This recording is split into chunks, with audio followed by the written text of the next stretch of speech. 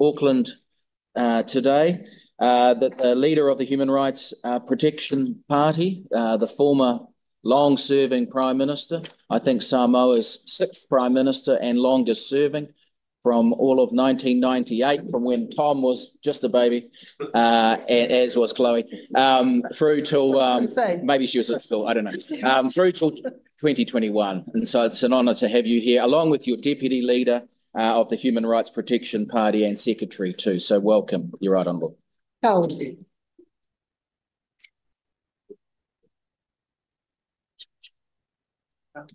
good, yeah. They know.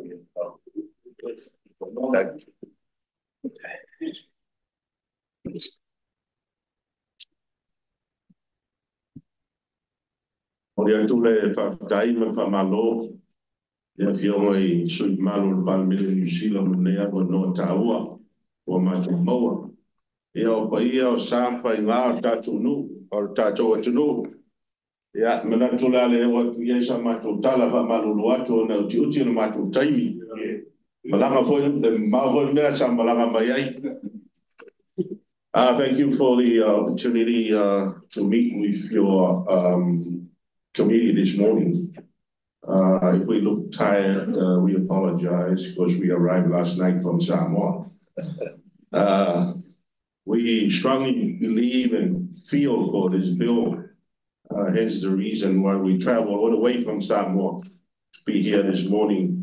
And because we have got significance and very importance to this very issue.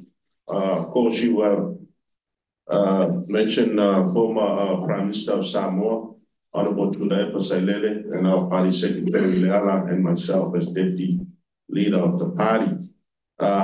We take it that you have read our written submission, which is before the party. So I will now hand over to our party leader to touch on maybe 2 or 3 important issues in that submission, and we would be quite happy to answer any questions after. Thank you so much. Thank you. Yeah, well, let me to Mau. There were my own Tupuile Taputupo, Wapai Tato Maftana, Mala Salo and Famoy. As has been mentioned, everything that we wanted to say is already in the submission. And we want to add a little bit more, focusing on a couple of issues, knowing the time pressure. I have been sitting in our caucus when this matter cropped up. And our direction to our Prime Minister at the time, when he was coming over to see Robert Muldoon, was that we must never touch the Privy Council decision. We are a party that protects human rights. And a citizenship of a Samoan, whether in Samoa, New Zealand, or anywhere, is protected by the Human Rights Protection Party. And we can never deviate from that stance. So I came with very specific instructions. When he came, you know the rest. It led to a near collapse of the leadership in our party. A vote of no confidence was put forth, but the elder statesmen in our party decided, let us observe what Ma'ai has done, and let us see whether what has been written will be honored. In the beginning, we thought that the processes seem to have been all right. But then as time goes on, we began to see the real issue coming up again, repeating itself. Putting it bluntly, it was pure racism. I had raised the subject in several of our meetings with the leaders of the government of New Zealand at times, and our forum leaders, to see whether there was any possibility of making the protocol workable. Unfortunately, it got worse and worse and worse. And I have come to believe that all those people that are sent over to Samoa to occupy the immigration section of your High Commission, I think they were all trained to hate and be rude. Even at this last stage, when we were reminding the High Commission of our delegation, as of yesterday, no word was given to one of my delegations who needed to come to help me with the movement of our luggage. This is very shocking. The treaty that we have talked much about, I better tell you a story. In 2015, we gathered in Paris to decide whether to sign a treaty or an agreement to lay down the 17 goals of development and protection of the environment. We knew that this was the worst disaster facing the world. And the biggest problem is how to arrest the sea level rise. And that means that we must put back the temperature to 1.5. As we left New York to go to Paris, the word was, if we keep on insisting on a treaty, the United States will not sign. Why?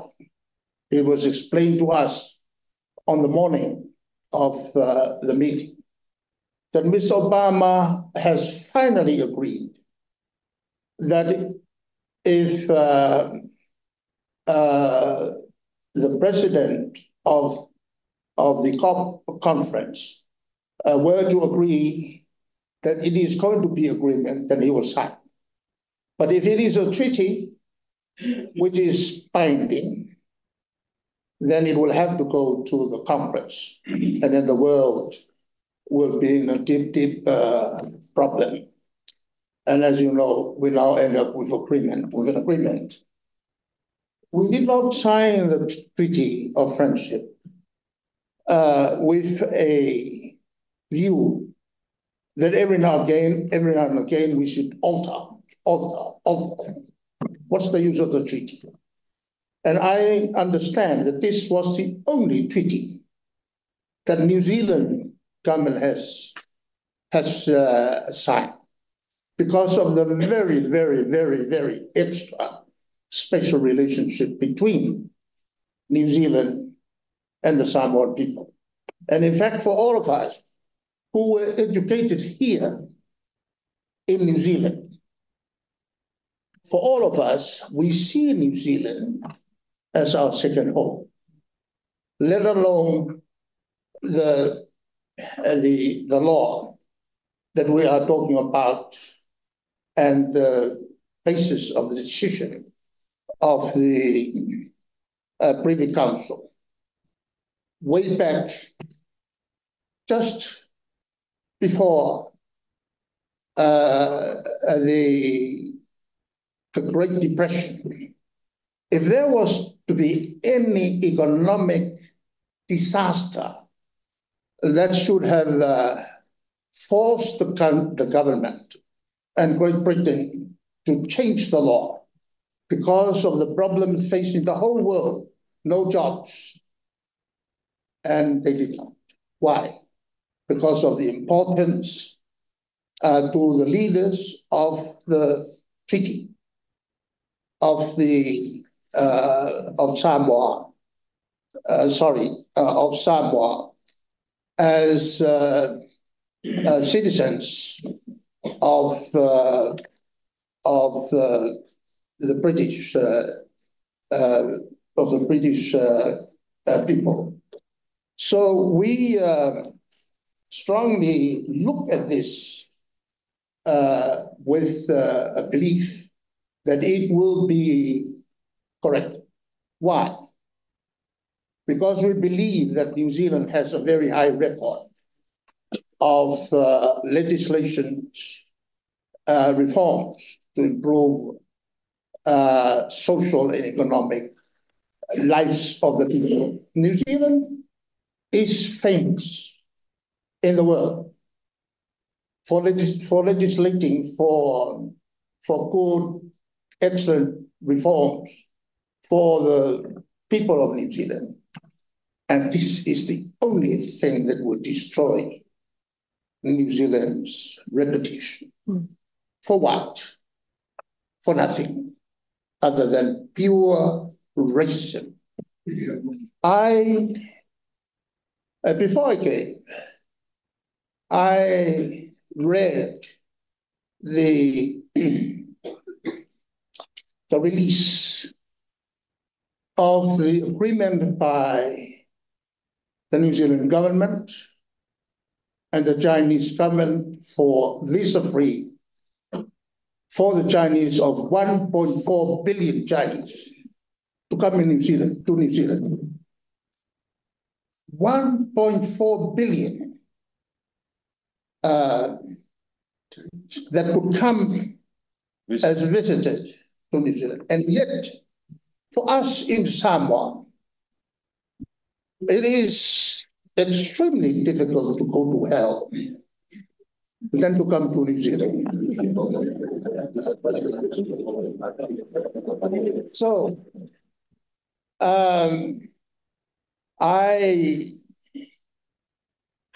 think we have covered quite a lot of no, thank you. Of issues that are in our submission. No, very competent. The most important, the other problem related to the question of brain drain. Brain drain. Who will come and who will be able to stay back and run the country? That should never be a question posed. Why? Has New Zealand ever stopped its people going across to Australia? I don't think you have gone into that extent. This is a human right of all citizens of the country to go and work wherever they choose. And of course, they always remain fine. And so it is the duty. It is the duty of a government to provide works for the people of the country without jobs. And as for New Zealand and Australia, we have already executed the peso plus. That peso plus balanced the trade. The trade in goods coming in from Australia and New Zealand we have very little to balance it. Okay. But how do we balance it? We balance it through skills. And that is an agreement, that is a signed agreement, signed contract by Samoa and the government of the islands to promote trade in the Pacific. Very good. So there is never, or should never be an issue for any prime minister or any government to say that we have a brain drain, therefore we should stop people emigrating. No, that's admitting to the weakness of a government to put in place what they ought to do. That's what we did also. When we came in 1982, we found first that we had very little money in the kitty. Two, we had very little foreign reserve. And three, we have people that needed jobs. And what did we do? We worked like hell to create jobs. That is what a government ought to do. But for a government to say, we need people to stay back, that is highly irresponsible. Thank you for that. No, you've made that point. I'd like to provide the opportunity for some questions over here. First, Chloe, and then Lamont. Yami, sir, thank you. You've spoken very astutely about the legal and the constitutional and the rule of law implications. You've spoken also about values. I was wondering if you could potentially provide some insight into what you believe this might mean diplomatically for the relationship between our two countries. What diplomatically? Diplomatically for the relationship between our two countries, if this bill were to pass. Well, I have mentioned the comment by one of your former ministers, governor, who spoke to our Prime Minister in my presence. And he said, Tuilaepa, you must remind and keep on reminding and keep on reminding to the young members of Parliament in Wellington in the future, because with the new generations, they don't understand the very, very, very special relationship that we have. And so the need for greater working relationship between the two governments is very important. Unfortunately, every time I contacted former prime ministers in the past for help, particularly in the airline business, because for Samoa, we see New Zealand as Big Brother. We see all the businesses in New Zealand to have automatic ties to Samoa. And so when I wrote to previous ministers, they gave me one response, which unfortunately should never have been said to me. We have our own policies of commercial operations. We, the government, do not wish to to interfere. I wrote to your last, not the present one, but the last Prime Minister, and I said, I did not write to you for you to give me that same rubbish again, because I knew the only Prime Minister that did not lead by the rule was Prime Minister Kirk, when I was a public servant in 1973, when we flew over to try and negotiate a Pacific Forum line. And we met up in the north. Where the Treaty of Waitangi was signed. Waitangi. Right. And up to 3 a.m. in the morning, all the those who were working on the wharf, who were communists, were opposed to the forum line because to their minds, accepting the forum shipping line would lower the working conditions of the workers. When it was relayed over to Perth, he flew especially from Wellington, and he arrived there about 3:30 a.m. in the morning. And he got up and he said to the Watersiders Union, colleagues, you know very well where we stay, where we stand. But these are our Pacific leaders, and they are looking to New Zealand for help. And I appeal to you to move away your opposition and let the forum line operate.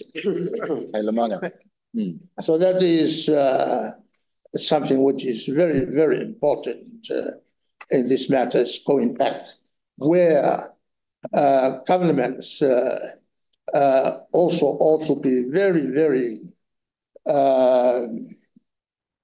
understanding in the needs of the Pacific people and close working relationship with New Zealand, our second hope. Very good. Lamanga.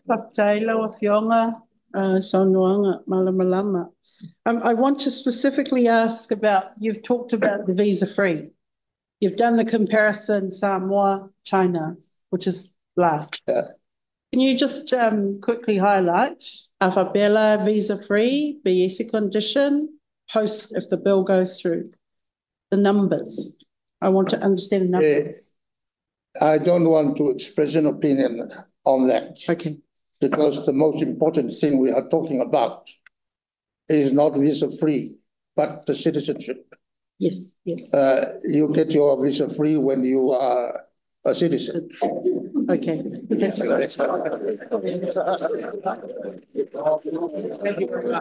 Very clear. Thank you very much. Can I just add one thing? Yeah. If you have time. Our leader, party leader, has placed huge emphasis on the Treaty of Friendship between New Zealand and Samoa. And we strongly emphasize the spirit which is embodied in that document, which refers to a close, intimate relations between Samoa and New Zealand. And may I reference Article 4, which requires the New Zealand government to look sympathetically to Samoan issues such as immigration issue and other issues. So we feel that is very important, and New Zealand should adhere and fulfill her side of the bargain, so to speak. In terms of descendants, my late father was born in 1929. He was a long-time public servant in Samoa and a long-time politician himself and a businessman. And a minister. And was also a cabinet minister during the HRPP government. He was a British subject under the old law and a New Zealand citizen. I acquired New Zealand citizenship through him. I think it was 1979, 78 or 79. And the reason why I applied for New Zealand citizenship by descent through him was to allow me to come to New Zealand and do my tertiary education here in Australia as well, back then. And I then returned back to Samoa. So any fear of mass migration is unfounded, in my view, and that should be dispelled here. And I'm a living example of a descendant, a person who descends from a person who acquired New Zealand citizenship under that old legislation, New Zealand legislation. And I beg of the New Zealand government to keep that right to other similar Samoans who are living in Samoa. Thank you. Yeah. And I thank you in terms of visa-free. Well, Alida has spoken about getting citizenship, then visa-free. But, it's good to remind ourselves as Polynesians at this stage, while we're talking about the citizenship. Polynesians came here 3,000 years ago, we all know, to settle this land. Fast forward to now, we are now called overstayers and all these other, because of the introduction of visa and all this stuff, when the Europeans came here. So we only ask that citizenship should be restored back to... Very good. Thank you. Thank you for so much. Thank you. I have one more. Thank you very much. Okay. In respect of the Friendship Treaty, because of my own long service as a public servant, and the numerous times that I and a accompanying minister were caught without visas in some of the countries we visited. I had constantly invoked the Friendship Treaty and called up the nearest New Zealand High Commissioner office, and the requirement in that agreement is treaty. Any time a Samoan finds any problem overseas in a place where Samoa is not represented, the High Commissioner of New Zealand and the whole office must render assistance, full assistance, as if it were rendered to a New Zealand citizen. And I have been making use a lot of that provision because of my own familiarity with our Friendship Treaty. No, thank you.